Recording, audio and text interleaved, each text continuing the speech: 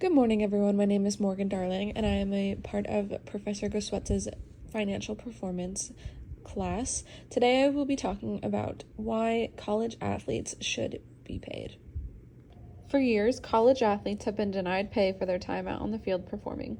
The National Collegiate Athletic Association, also known as the NCAA, began coining the term student athlete to differentiate them from the professionals. The Supreme Court's ruling in July of 2021 changed all of that. College athletes can now earn money from the use of their name, images, and likeness through sponsorships. This change, consequently, sparked an even larger discussion. Should student athletes get paid like the players in the professional leagues? The answer to this question would affect the U.S. economy greatly. It also poses the question as to whom ultimately makes the decision and controls the system. Based off of my research, these athletes should be paid for their participation. Many believe the NCAA is holding too much power over collegiate athletes, and the wealth should be shared.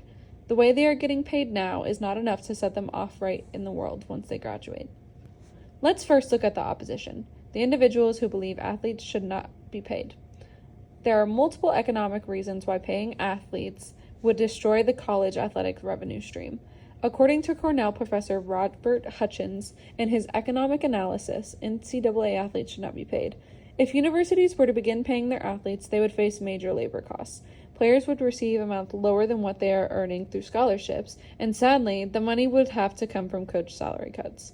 Hutchin also points out that basic economic theory proves that once wages increase, other benefits will decrease. This means while the athletes are making more money now, they won't be spending the nice and nicer hotels, eating top-tier meals, and even own their own private transportation. Student Liam Wood shed some lights on the Title IX requirements in his article titled, Why College Athletes Should Not Be Paid. Title IX is the federal civil rights law in the United States that prohibits sex-based discrimination in any school or other education programs that receive funding from the federal government. At most big universities, the football and men's basketball teams are the only sports making any kind of money and supporting the other programs. So it would only be fair that these players making money. Not according to Title IX. Everyone would have to be paid in some capacity. These teams don't make enough money to support every player at the college. So once again, cuts would have to be made. Athletic directors may have to make the choice between cutting salaries or cutting certain unprofitable teams altogether. Let's move to the other side of the argument, the economists that believe athletes should be paid. Senior lecturer in economics at U Chicago, Alan Sanderson, and the professor emeritus of economics at Vanderbilt, John Siegfried, dove into this topic in the winter 2015 issue of Journal of Economic Perspectives. They wrote that the NCAA's limit of funds to each student athlete may violate the Sherman Antitrust Act. Not only that, but they found that most NCAA Division I schools, over $1 billion of student tuition and fees gets transferred to the athletic departments to support sporting venues. Now, when they find financial losses in the athletic department after the season's end, they spend the other money on coaches' salaries and improving facilities instead of sending it back to the academic side of the university. In 2017, a study found that the average Division I player of any sport was worth about $170,098 to the university on a free market. On even bigger teams, these individuals can be worth up to $1.72 million, $1.16 million, and even $1.2 million. But they aren't getting treated that they are worth that much. Academic Vice President of Mrs. Institution, Joseph T. Salerno, brings up a good point.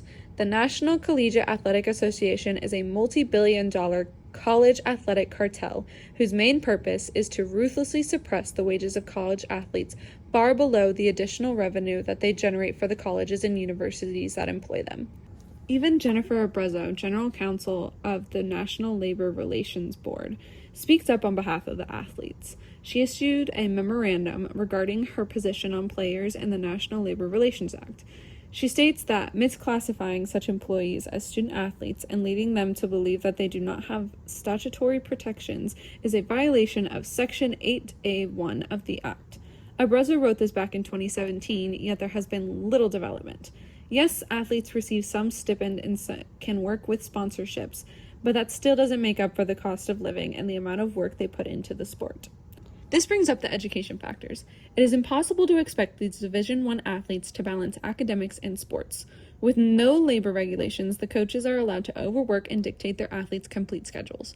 For how much effort they put in, they are barely seeing any of the rewards. Professors Craig Garwaith, Jordan Keener, Matthew J. Notowigdo, and Nicole F. Osmankowski study athletes creating economic rents for universities in their published study, Who Profits from Amateurism, Rent Sharing, and Modern College Sports. The team researches who receives the benefits from the surplus of money sports brings into the universities. They discovered that athletes' compensation is given through attendance to the university and a modest stipend for living expenses. Of the thousands of dollars they make, Garwaith Keener, Notowigdo, and Osmankowski found that less than 7% of all earnings are given back to these athletes. The rest of the money is going towards athletic expenses. Barely any of it goes back to the academic side of the university, and the NCAA is the one regulating it all.